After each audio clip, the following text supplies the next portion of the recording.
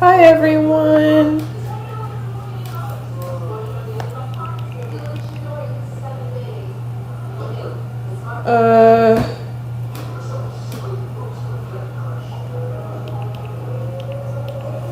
Okay. I got the live stream chat here.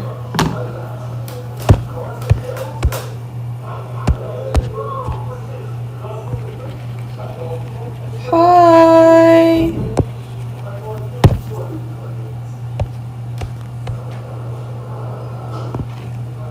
Happy New Year.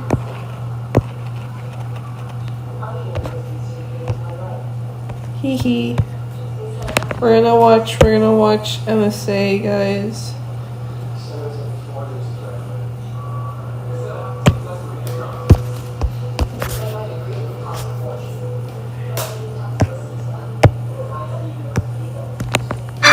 This is like the best cookie I've ever had. Hee hee. Hi there, my name is Emma and I'm from Los Angeles. Please like and subscribe.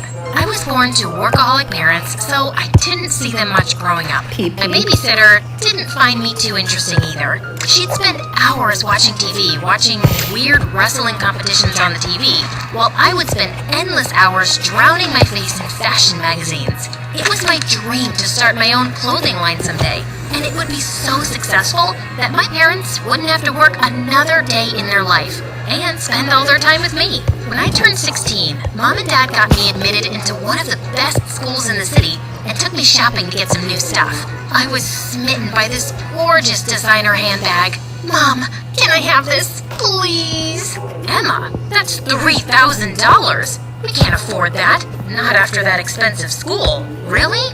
You work so much, I thought we were rich. Mom gave me a weird look and we left. But I couldn't take the bag off my mind, so I decided to make my own money.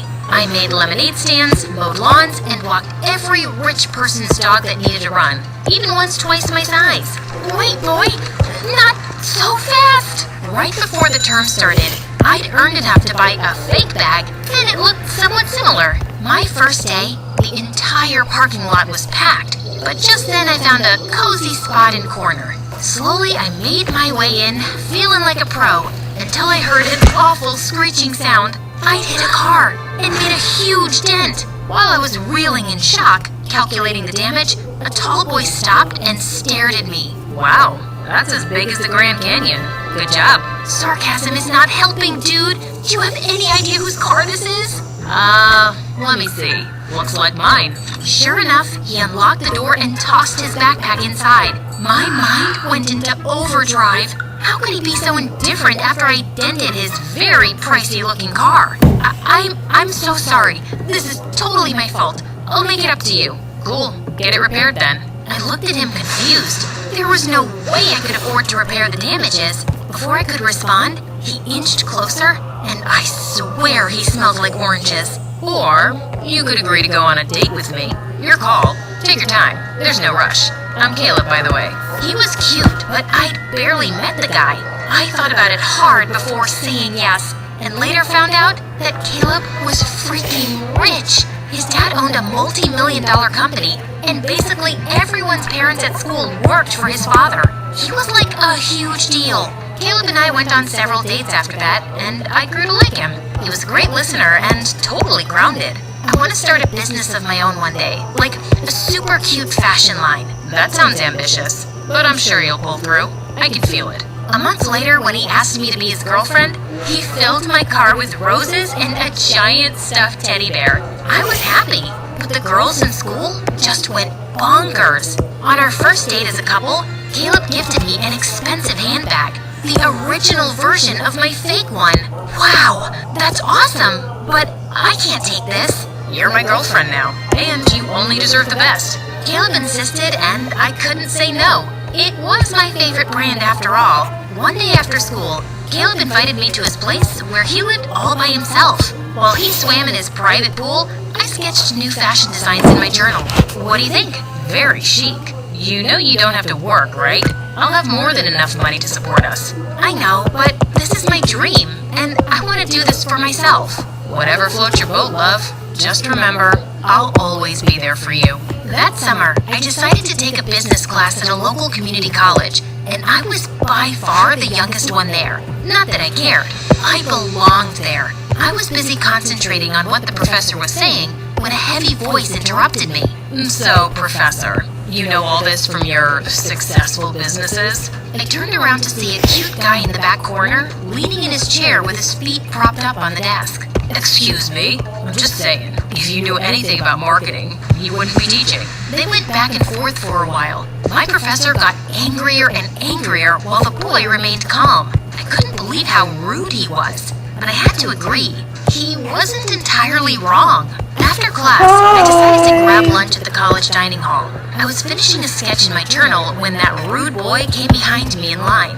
Is that meant for a unicorn? Excuse me? So now you're a PhD in designing too? That's designing? Let me show you something. Listen, I don't know what your deal is, but you cannot insult... Before I could finish, he pulled out his phone and showed me a clothing website filled with plain black t-shirts, and they were listed at over $100 each. This is my business. These boring black tees, you could get these anywhere. He clicked a few apps and showed me his bank statements. The number almost made me fall backwards. How could this guy be making thousands of dollars selling regular old t-shirts? I don't get it. Why are you even taking classes? What can I say? I'm a sucker for knowledge. You're crazy. Actually, I'm Eric, and you need a better teacher. Someone who knows how to make big bucks in real life and not some loser professor. He went on to cut me in line and buy the cheapest thing on the menu. For a while, I avoided Eric like the plague. I didn't want my work associated with him, but the more I researched about his business, the more I realized I needed his expertise. He could sell t-shirts just from the hype alone.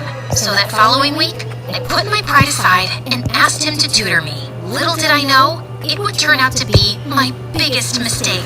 He talked way too fast and laughed at all my questions. He even made me work the customer service line for his business to understand how businesses work. I complained about Eric to Caleb all day. He's so rude and mean. I don't even know how to deal with him. Drop his classes then. I can't do that. He's good at what he does. Let's go. Hearing exclusive new originals on Paramount.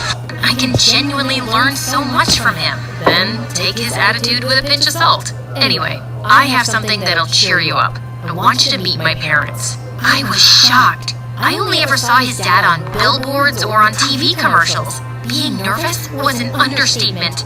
We met them at an expensive Italian restaurant in town the next week. His dad stood up to shake my hand, but when I looked over his shoulder, I saw none other than my tutor sitting at the same table. You must be Emma. We've heard great things.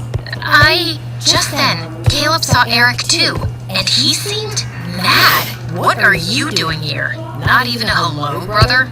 Brother? My head spun in a million circles. Eric and Caleb? Brothers? Caleb looked ready to fight him until their father got in between them. I invited him here, son. He's still family. Caleb backed off, but I was still in shock. And to make matters worse, Eric pretended he'd never met me. Caleb's parents ordered me all kinds of delicious courses, but I couldn't find the stomach to eat anything. And after dinner, Caleb took me straight home and angrily drove off without saying goodbye. During our next tutoring session, I was still fuming when Eric walked up. Why didn't you tell me about your family? You never asked. And besides, I didn't think we're that close. What do you mean? You're related to my boyfriend and you... Yeah, that's kind of unfortunate. You're not really his type, to be honest. That's not the point. I can't deal with this. I'm leaving. Wait, Emma, I'm sorry. I was just being a jerk. I calmed down as Eric spoke that he had been estranged from his family for 2 years because he refused to take over the family business. His clothing line was a result of wanting to prove he could make something successful without being connected to them. Part of me understood. I still wanted to pursue my clothing line dream, even though